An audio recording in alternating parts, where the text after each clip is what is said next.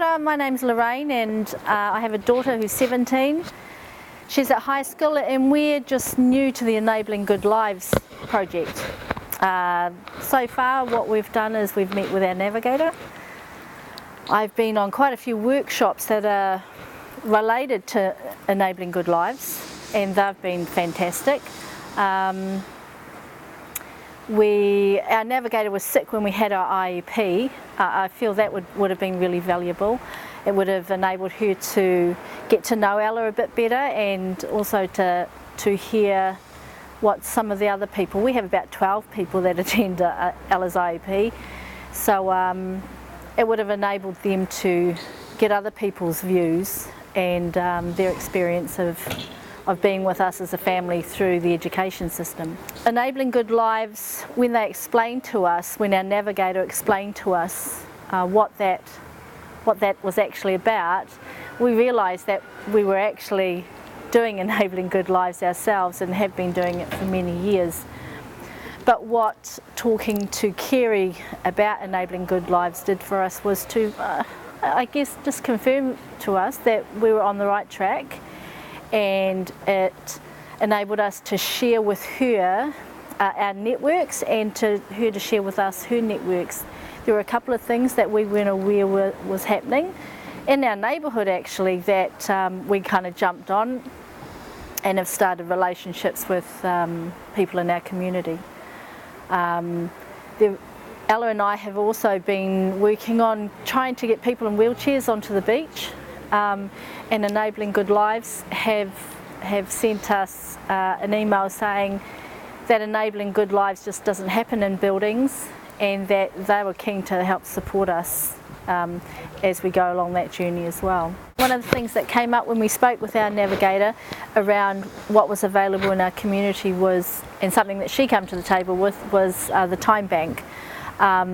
We didn't even know that it was in our community. Well, we didn't know it was even something, but what a fantastic idea, and we're certainly going to join up with the time bank, and we see that as a great way for Ella to connect with people in our community without, like she can go in as a person of value that has something to offer, and then they can give back to us as well. It seems to me that it's a really good opportunity to share our skills regardless of what they will be, because it's on a need basis. If they just need Ella to take their cat to the vet or to walk around with them so that they can put their shopping on her tray, or even, Ella's in a kapahaka group. Her friends and her could go and perform at a dinner party for some people in our community, and then they will owe her some time, and that might be spent them taking her to somewhere or to do something they're passionate about. It doesn't have to be work related as far as I'm concerned. It could just be about building relationships. Ella could be in a community and we could put her out there and people could do things for her with her not having to give anything back. But to honour her mana and to give her mana, she needs to give back. It needs to be a swapping of something. And so that is a good example to me of honouring her mana and giving her mana by enabling her and giving her the opportunity to give back. On looking at our vision for Ella for her future, we see her as having a role, a job, a role in the future. At the moment our vision is just a wee seed, and I see Enabling Good Lives as a support system for us to get this rolling. What we want for Ella is an ordinary life, and as far as her job is going to be something that she's good at, she has strength at, and so we're thinking of maybe a small business around training support workers or people that work in residential care around the care of a person that is in a wheelchair, that has very little independent movement. Ella could be that person. I've been to training sessions when they put somebody who's quite able-bodied on a bed and you have to move them and roll them, etc. But it's quite different when Ella has that. She can be that person in our business that we all work around her, and that's what we see her being able to contribute in a small business. When I think enabling good lives and where it started with us right now, I'm really grateful for it, and I'm happy that it started here. But enabling good lives, I feel, needs to start when our babies first come into the world.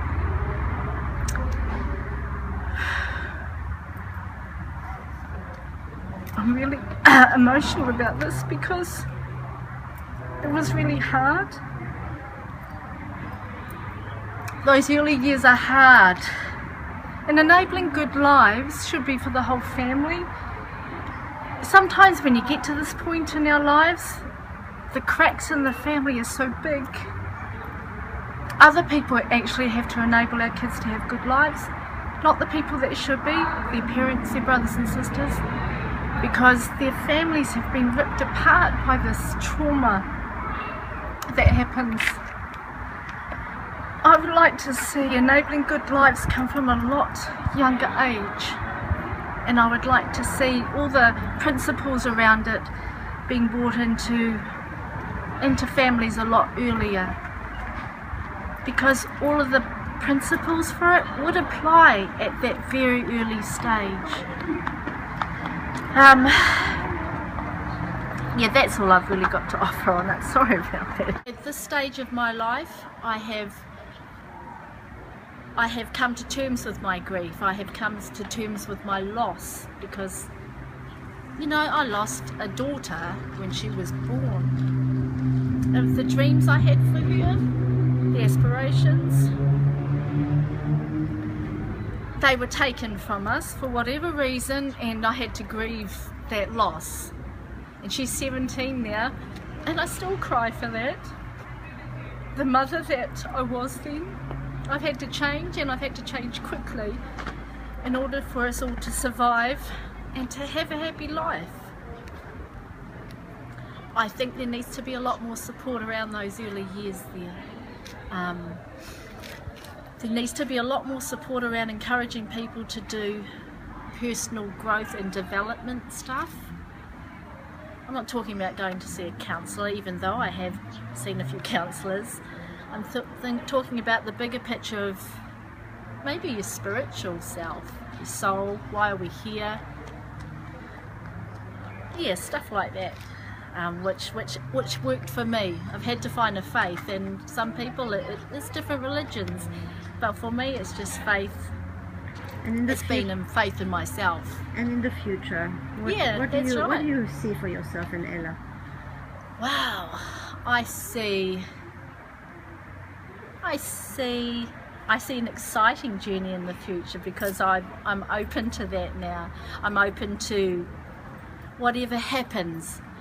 You know, I had to go through a real a separation from Ella, and as far as I always felt that I had to have her with me all the time, and that we were just going to just go from day to day, hour to hour sometimes, just getting through life instead of living it happily.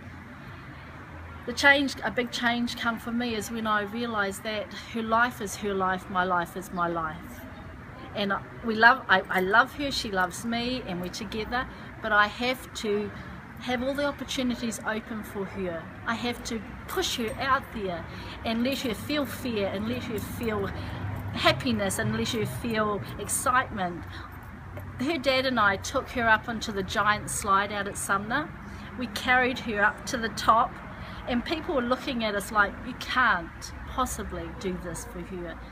But we wanted to know, did she like this? Because if she did, she can jump out of an aeroplane if she wants to. But we had to know, and the only way we could know is to do it with her. As it turns out, she hated this giant slide. But now we know that. And she won't go on another one again, and we won't jump out of aeroplanes. But you know, we had to do that to know. That's us still getting to know our daughter. So you have some new challenges for her then? Yes, absolutely. So we're looking elsewhere for challenges for her, and the challenges for us as well. Make no mistake about that. But we have to put our fear to the side in order for her to feel whatever she's going to feel. And it could have been great joy at being hurtling down that giant slide. And if it was, we would take that win. But there'll be other opportunities. We're just always looking out for opportunities where we can help her tell us who she is and what she likes. So what's your message for the Enabling Good Lives team for the future? I guess to not have any barriers anywhere, just to have, because sometimes when people say to me, I've been on a few committees and stuff, and they always say, you know, if there were no restraints from cost, or, you know, you could do anything, be anything or whatever. I want them to really, really believe that. Go the furthest you can go, and then let the person be the one to pull it back. Ella pulled us back after we went down that slide. She let us know, you know, she didn't talk at all, but there are ways of communicating, and it's by doing stuff.